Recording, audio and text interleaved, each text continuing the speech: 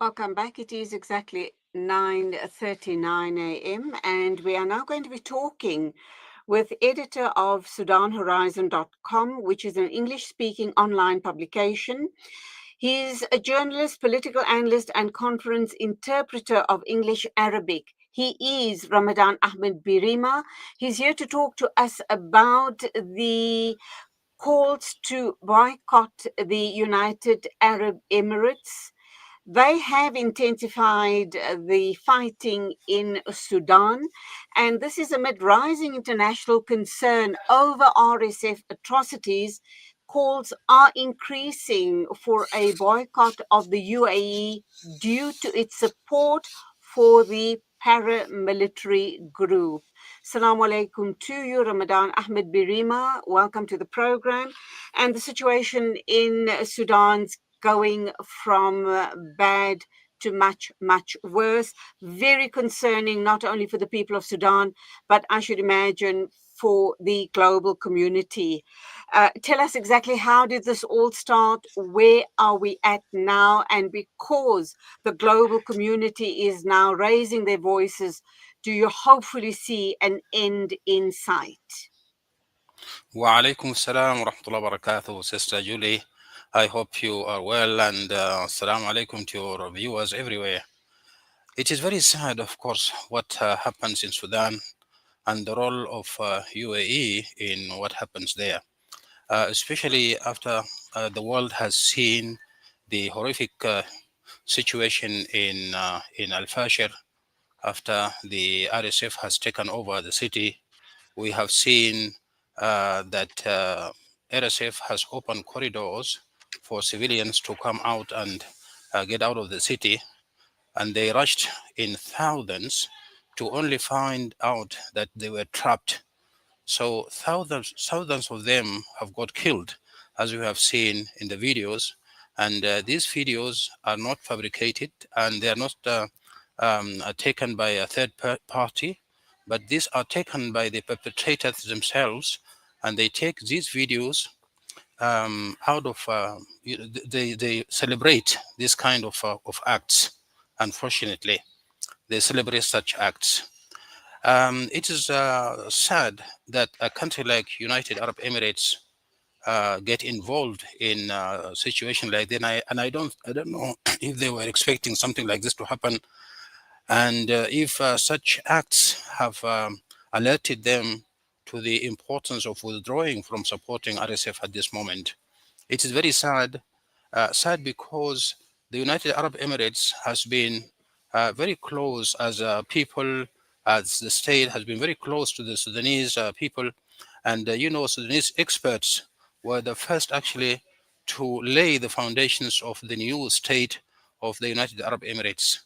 You got people like engineers, architects, judges, and municipalities of Dubai and Abu Dhabi were established actually by Sudanese experts. Now, these Sudanese experts, they went there not as to get money, but they went there at the time when United Arab Emirates was nothing. Some of them were paid by the Sudanese government to go there. And the late Sheikh Zayed bin Sultan, when he came to Sudan and he met President Nimeri by that time, he said to him, I want Dubai to be like Khartoum by that time. And the government of Sudan gave him experts to go and help him. This is the history of the relationship between Sudan and the United Arab Emirates. It is shocking actually for every Sudanese to see what the United Arab Emirates is doing now with regard to what happens in Sudan over the last 2.5 years. So, what's in it for them, the UAE? As you speak, Palestine comes to mind as well. And I'm kind of wondering what's in it for them. Is it about control over the ports?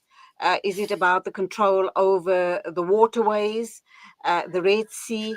All of those issues come to mind. In your opinion, and as far as the Sudanese government is concerned, what's in it for the UAE? Are there talks in place to try and resolve the situation? Because if this is not contained, there's going to be an overspill in the entire Northern African region. You are asking a very good question. What is there for it for the United Arab Emirates? Of course, United Arab Emirates is acting as functional state at this moment. It could have been involved in Sudan in an amicable way, in a fraternal relationships, so that it is a win-win situation where the Sudanese people can benefit, and also the United Arab Emirates citizens also would benefit in a win-win situation, and that was open, in fact, for the United Arab Emirates, or open for Qataris, for Saudis, for all the investors from China, from Turkey. They could come and invest, and they benefit. People benefit as well. But the unfortunate part is that United Arab Emirates is carrying the mentality of imperialism. Imperialism does not allow shoulder to shoulder kind of relationships, but they prefer hegemony, where they take you as a representative guarding your own resources for their benefit. This is the imperialist mentality, unfortunately. Now, this imperialist mentality has crossed with the ambitions of the Bedouin Arabs in Chad, Niger, and Mali, who are looking for a homeland for themselves. And now there is a convergence between the ambitions of these Arab Bedouins and the imperialist aspirations of the functional state. That's why when they took over the cities and villages and towns, they expelled the owners of the houses, and they brought in new families, and they looted, and they did something that can only done by settlers. And when I say settlers here, it reminds me of the settler countries. We have in the world 5 settler countries: United States, Canada, Israel, South Africa, and Australia. These are called 5 settler states. Now, the settler mentality is that they do not coexist with the indigenous people, because the mere existence of indigenous people reminds them that um, they are not original. This is unfortunately what happens. So the United Arab Emirates wants to use these settlers, so that they could feel that there is a favor done to them, so that they can surrender the whole country with all resources, so that they could loot whatever they want and take whatever they want, instead of being there as investors. I made a reference earlier on to the the ports of Sudan, the Red Sea, and the UAE, and other entities possibly having their eyes on those natural resources of Sudan. There's also been whisperings that the UAE is in collusion with apartheid Israel, and they're probably working together regarding the issue in Sudan to try and take over the resources of Sudan. How do you see it? Definitely, the ports are one of the major interests of the UAE in the region. And we have seen what happens in Egypt. One of the reasons why Muhammad Mursi rahmatullah alayhi was overthrown and subsequently killed was because of the huge project that he presented in order to establish the canal, the Suez Canal. That project was too ambitious, to the extent that it would have impacted the um, Jebel Ali harbor, and that reason um, the UAE um, connived actually with the Egyptian coup d'état at that time. UAE is concerned with all the ports along the Red Sea, like Port Sudan. You got Somalia, Yemen, and UAE is putting its hand there. Although the Djiboutians refused to accept, and also the Somalians refused. Now there is a kind of hegemony over Yemen, as you have seen. So this is exactly what happens. So UAE is definitely heavily involved to prevent any kind of sophisticated development in these ports, so that it should be on account of Jebel Ali. When it comes to the Zionist state, definitely there is no question about the role of the UAE. And according to the late Abdul Wahab al-Misiri, one of the most prominent researchers into the history of Zionism and Judaism, Israel is one of the functional states, functional in the sense that it serves the purpose of the Western imperialism in the Arab region. Added to it today is UAE. Unfortunately, it is very unfortunate to say this, that UAE, with the so-called Abrahamic Accord, this is a kind of accord that is trying to shove it down the throats of the region, the Arab states in the region. So definitely the role of the Zionist state is very evident, and the collaboration between the two functional states is very evident in the region, unfortunately. And there is a kind of rage, anger rising at the moment, especially after the incidents of Al Fashir, where all the world has seen what's going on there. So there is kind of anger over the role, the functional wrong that the role that UAE is doing at the moment. It's very unfortunate to see this happening. I'm going to end off there, but my one key question, Ramadan, is that these issues were building up. It couldn't have happened overnight. Was the Sudanese people not aware that these underground things were happening, or it was building up? This momentum was building up, and kind of almost got caught off guard. What is the Sudanese government's response to all of this? And I'm also hearing here in South Africa, and I have no doubt in my mind that globally there is a call for collective boycotts of the UAE until it ceases its enabling of the Mm. genocide in Sudan. So, how do you view all of that? What would your response be? No, definitely the Sudanese government is doing its best in order to repel this kind of foreign invasion. Sometimes I hear in the media they're saying the two parties or the warring factions, and people have idea that what happens in Sudan is just like any kind of rebellion, similar to that we have seen in several African countries. This is something completely different.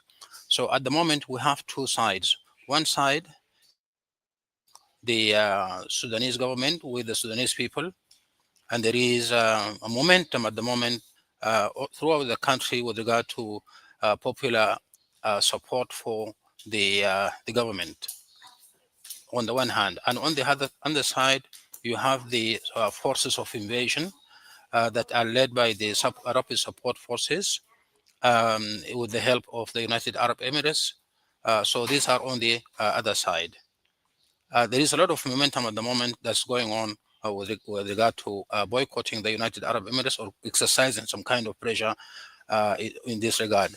However, I think there is the role of the African Union and South Africa in particular. South Africa has a very strong weight in the African politics. There are two things that both the AU and South African government can do.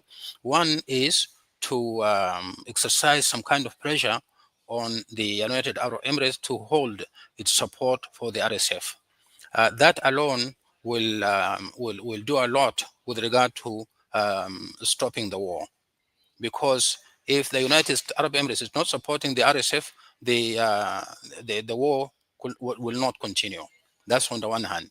On the other, the both those the South Africa and the AU need to put their weight on the side of the Sudanese government in order to make sure that the aspirations of the Sudanese people are met, aspirations toward democracy, rule of law, good governance, and prosperity of the country in general. Okay, we're going to have to wrap up in a minute or two or three. Uh, a few very important questions. Let's look at the issue around the RSF. We understand that the weapons that they are using on the Sudanese people have been identified as having been manufactured in the UAE. So clearly, the UAE is supporting and funding the RSF. What were the issues with the people that have joined the RSF that they are so committed to this unit to fight against the Sudanese people?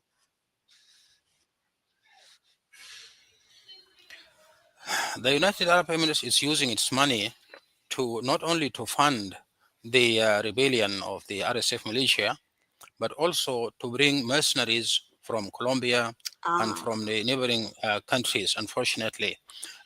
So there are so many mercenaries that are helping the RSF. These mercenaries are brought from Colombia and also some from Libya through Haftar. As you know, Haftar is sponsored by UAE in Libya, and it is doing the same functional role that the RSF militia is doing in Sudan. So there is a lot of support and a lot of arming happening and going on from Libya. Even the latest attack on Al Fashir was said to be jointly with Haftar group, Haftar planes. So there was some kind of strikes carried out by Haftar regime. So there is a lot of support definitely from various places. But the main people who are fighting are the Bedouins who are brought from Chad, Niger, and Mali. So these are the Bedouins who have no state at all. They are just moving from one country to another, and it is high time for them to find a place for them to be replaced and to be resettled. Sudan is one of the countries that are selected for resettlement. This is the reason why they are expelling people from their homes and doing this kind of atrocities. These kind of atrocities are only seen in settler situations, like what is happening in the Zionist state of Israel. we're going to leave it there, and I do hope, I understand you are in Johannesburg at the moment, and I hope that I know you're a journalist and an editor and a political analyst, but also hope that you are able to make connections with the South African government to speak on behalf of the Sudanese people, and that you're also making, connecting with the African Union to become involved and to stop the atrocities in Sudan. Thank you for talking to us, and we do hope and pray, inshallah, for a speedy resolve in your country. And we will be talking again soon for you to give us an update in the coming days. Go well and keep safe, inshallah. Assalamu alaikum to you Wa alaikum salam wa rahmatullahi wa barakatuh. All the best. Thank you very and much. to you. That was, of course, editor of the SudanHorizon.com, an English speaking online publication. He's also a journalist, a political analyst, and conference interpreter of English Arabic. His name is Ramadan Ahmed Birimi. He gave us a very succinct context of what exactly is happening in the Sudan. And as I wrap up this morning, let me just share something from Limon Labrador, and I've just been told there's still one more interview to go through. So whilst we're waiting for that connection, Limon Labrador, thank you indeed. I know you've been trying to get this message to me for a couple of days now. You'd like us to pass on condolences to King Maha Vajiralongkorn. Please do excuse me. I'm not quite sure how to pronounce that.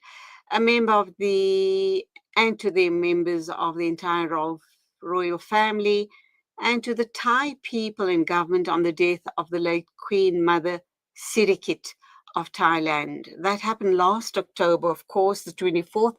So we've just passed her 1 year anniversary. And Lehman, I presume this must be very meaningful for you because you have sent out this message a couple of times to me. I do hope that you're happy with the message being sent out and you take care. Condolences to all of those people in Thailand. We are going to now connect up with Watercan, and we'll be talking with Dr. Ferial Adam regarding this matter in Africa, particularly South Africa, particularly Johannesburg. Let's unpack that in a minute or two.